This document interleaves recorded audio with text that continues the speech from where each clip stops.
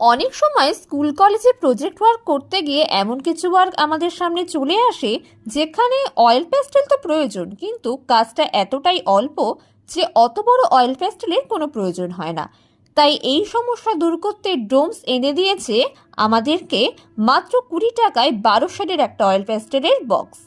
চলো এবার একটু ইউজ করে দেখা যাক যে এটা কেমন।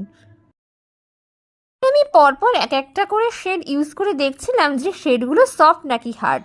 প্রথমেই আমি এখানে লাইট গ্রিন, তারপরে স্কাই ব্লু, তারপরে অরেঞ্জ, তারপরে ইয়েলো, তারপরে রেড, তারপরে ব্রাউন, তারপরে ডিপ গ্রিন, তারপরে হচ্ছে স্কিন কালার, তারপরে ভায়োলেট, তারপরে ডিপ ব্লু এবং একদম শেষে আমি এখানে ইউজ করে নিচ্ছি ব্ল্যাক কালারটা।